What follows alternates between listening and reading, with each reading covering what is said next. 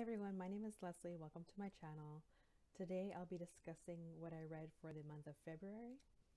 I read 5 books. I was originally going to read just 3 books, but then I jumped onto Bow Ties and Books YouTube channel, and they announced a Blackathon event for the month of February, so I joined and I ended up reading 5 books, yeah, total. So and the month of February is also only 28 days, so it was a madhouse just to read that many pages in volume. So the first book I read for the month of February is The Rabbit by Patricia Williams and Janine Amber. It's a memoir, and Patricia Williams is a stand-up comedian, and also she has her own show called The Miss Pat Show and a podcast called The Pat Down, and a Netflix special that's out right now that's a really good pairing with this book. Miss Pat wrote this book because as a stand-up comedian she talks a lot about her personal life and how she grew up in poverty and how she got out of poverty. And there were plenty of people that would go to her stand-up and watch her and then ask her after the show, like, but what are all the details? How did you find yourself getting out of that situation and going on to live in the suburbs? So she writes this book, again, starting from childhood, and ultimately it's not enough that she wants to get herself out of poverty. It really has to do with all the people that came along the way in her life that helped her out, that really became her chosen family in a way. For instance, there's a man by the name of Mr. Hood in the book, and he owns a laundromat, and he teaches Miss Pat about finances and helps babysit her kids while she's selling drugs in her younger years. Later on, her boyfriend that eventually becomes her husband teaches her about table manners, and the drug dealer, not the drug dealer, but her drug supplier ends up teaching her about the finer things in life that she didn't even really imagine for herself. And most importantly, she had a teacher when she was younger that taught her that she could dream, and that eventually is called back later on in the book when she talks to her own kids and tells them that they could also dream and do whatever they want with their lives. So I absolutely love the book. It's just a little bit of a hard read at times. It's very humorous. A really great example of how funny she could be in her book at some points is when Mr. Hood tells her something to the effect of, "But God, as my witness, you need to quit that piece of shit Derek, or you're never gonna give nobody else a chance. That's how it works, Rabbit. You gotta let go of that bad to make way for the good." Patricia reflects on this and then says, "I told myself Hood didn't understand my love for Derek. For weeks I tried to push his words away, but they kept repeating like a bad chili dog. You need to leave that piece of shit." Hood's words popped into my head. So she just has a way of discussing heavy topics, but in a really funny way, and I just absolutely loved it. So I do recommend the book, but again, it's a very difficult read at time because of the details that are put into the narrative. I really appreciated Miss Pat's strong sense of voice, and I feel like I could attribute that to her stand-up skills. It's just really incredibly written, and I think you'll enjoy it. The next book I read is The Love Con by Ceresia Glass, and it's about Kenya Davenport, who is the main character, and her best friend Cameron, that encourages her to enter into a cosplay competition. So it's really a nod to nerdom, to cosplay, as well as reality TV. I'm not really a huge fan of romance, but I absolutely love this book because it really focuses on not necessarily any conflict between the two love interests, but rather how they have to stick together and work through obstacles that are outside of their relationship. And I enjoyed that. I'm not really a fan of uh, toxic relationship tropes in romance. I think that's what I'm really learning. It's not that I don't like romance overall, I just think that there are specific tropes I don't like. And I think that's why I found the Love Con so refreshing to read. So much of the two characters even getting into a relationship with each other or just acknowledging their feelings has nothing to do with each other per se, but of all these other external obstacles that they have to face.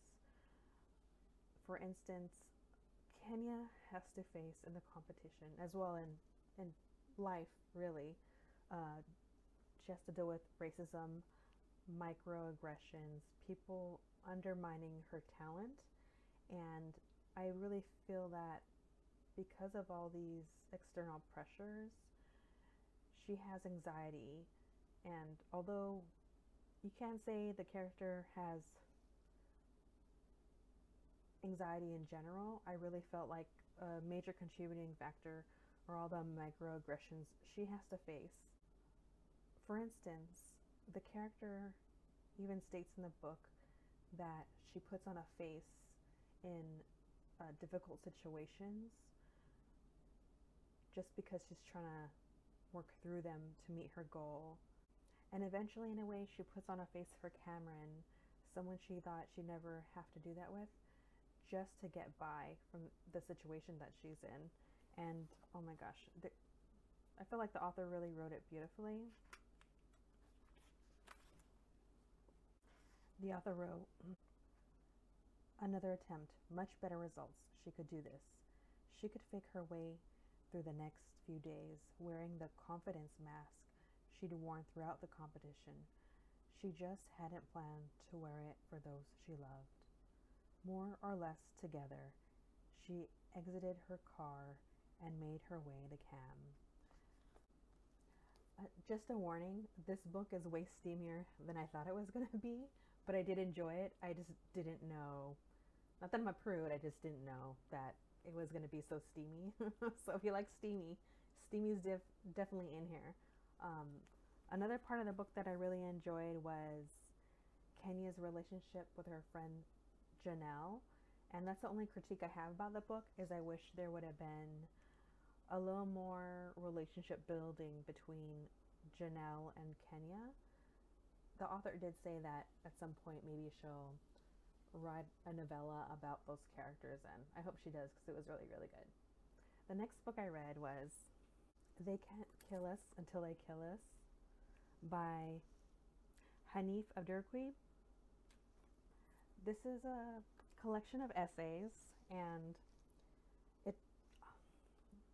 the book states that it's about music and how the author is using music as a literary device to discuss other topics, but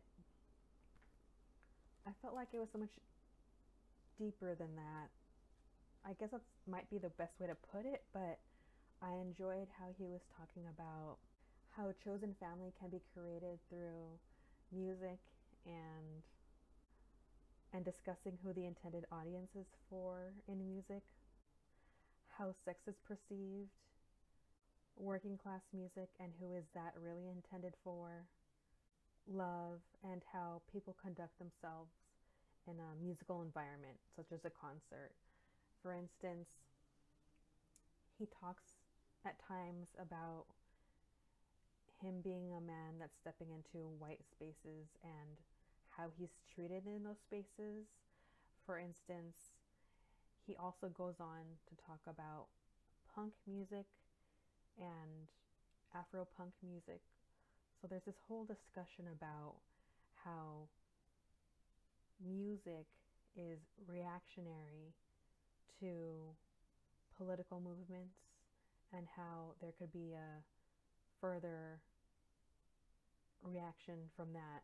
For example, the author writes, but even in a genre that prides itself on simplicity and complexities of erasure and invisibility in punk rock go deep, it is hard to hear the word quote, brotherhood, end quote, without also thinking of the weight behind what it carries within this country and beyond. And later on, he goes to write, if punk rock was born in part out of the need for white escape, Afropunk signals something provided for black escape from what the actions of white escape breeds. The fantasies that it often violently provides its young men with, and the people who suffer beneath those fantasies vanishing. So that happens to be one of the many heavy topics that he discusses. And later on, he has musical criticism about a specific artist that really is about the evolution of that musician. But what I really loved about this collection the most is that even though it's incredibly eclectic, the author has poetry interwoven in different sections that really just makes the whole entire piece cohesive.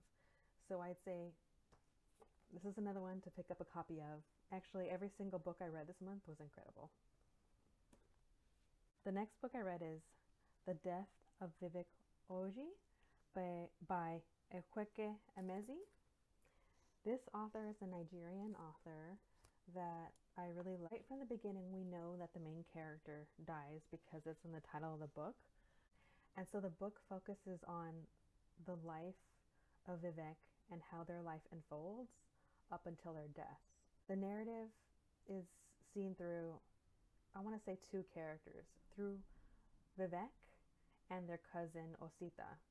Themes that are explored in this book are religious oppression, homophobia, transphobia, gender bias, spirituality, and reincarnation. I tend to really love this author's use of visual symbolism. Let's talk about food quite a bit in this book. Not as much as the other book, but it's a different author, Butter, Honey, Pig Bread. That one's like filled with food. But the author uses food symbolically to talk about reincarnation. It does it in a really beautiful way that I loved. For instance, on page 331, did she look forward to the day when it would actually have star fruits hanging from its branches? Would she pick them and eat them as if she was absorbing him, bringing him back into where he'd come from? It would be something like Holy Communion, I imagined. Body and blood turn into yellow flesh and pale green bursting with the juice. That makes me want to read moments like that over and over and over again because it seems like a very spiritual experience. What I also loved about this author writing this book is it's about taboo subjects that happen in real life. Does it in a way not judging the characters or what's happening in the world, leaves that up to the reader.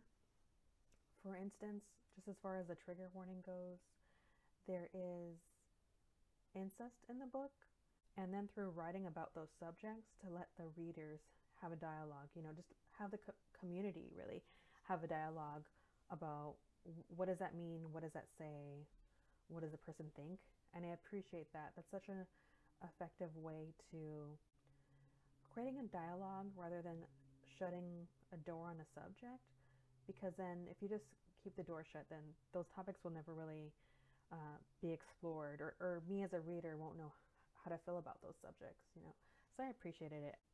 The very last book I read is The Vanishing Half by Brit Bennett. Brit Bennett also wrote The Mothers, but I haven't read that book yet. The book is about two twin sisters that run away from their hometown and go on to lead very different lives.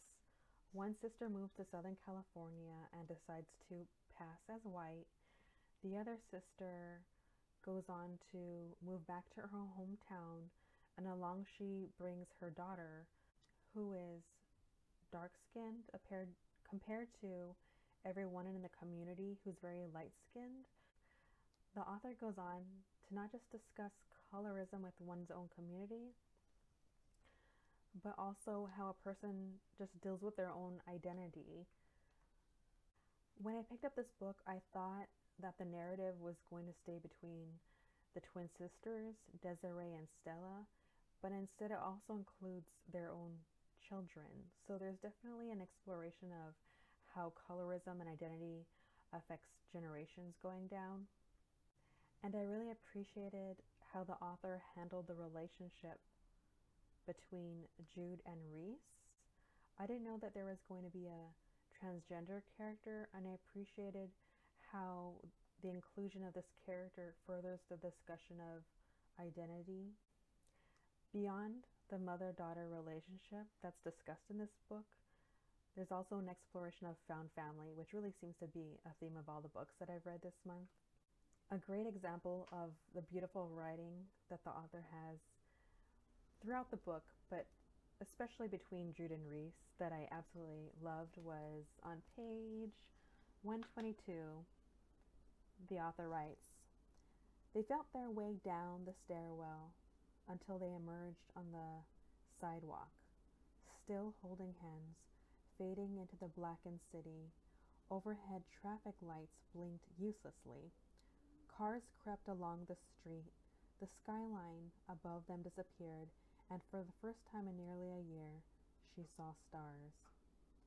She held his lighter as he searched the cabinets for candles. He couldn't find any, and they both felt relieved. She wasn't afraid of the dark. He felt safer inside.